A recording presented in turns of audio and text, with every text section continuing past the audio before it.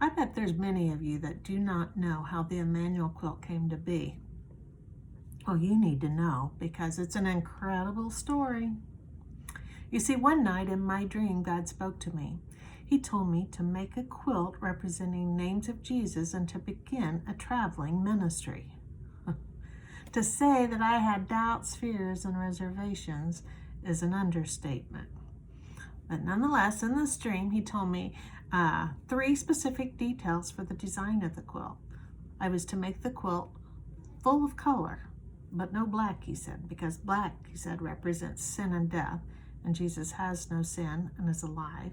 And he wanted the primary color to be purple to represent Jesus as the King of Kings. Oh yeah, I definitely had my doubts and fears. You see, I have a fear of traveling. And it's a severe fear of traveling. God might speak to you and you have other fears. You probably like to travel, but you have other fears that hold you back when God calls on you to do something. But for me, the fear is very real. You see, when I was 17 years old, I began working at an insurance company. I was only a senior in high school. I would go to school up until noon, and then I would leave and I would go to work at the insurance company. And there my job role was taking auto claims. I never had a single person tell me that they had intentionally collided with someone. They were all called accidents. And so I became paranoid, not trusting anyone on the roads, not even myself. I'm still that way today. I don't trust anyone on the roads. My supervisor, even at that young age, he wanted to send me to Indianapolis for training, which was about an hour away from the rural area in which I lived. And he wanted to send me alone. Now, I knew that wasn't a great idea to send a young girl with the fear of traveling into the city by herself. But you know, you don't argue with your boss, so I went. And as I was traveling along, I was like,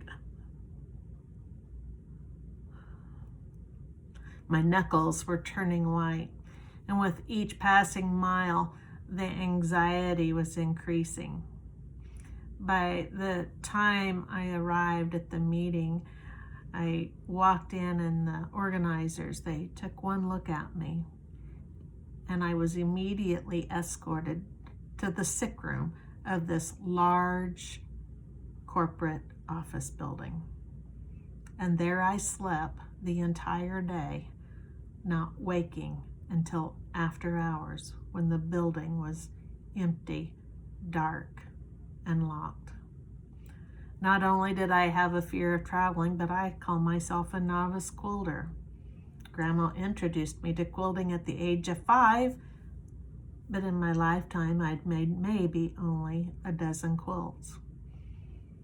So you see, I felt like God should have chosen an experienced quilter, and I really felt like he could have found one that enjoys traveling. But that's not what he did. He chose me. You know, he has a reputation for choosing unlikely, ordinary people to carry out his assignments.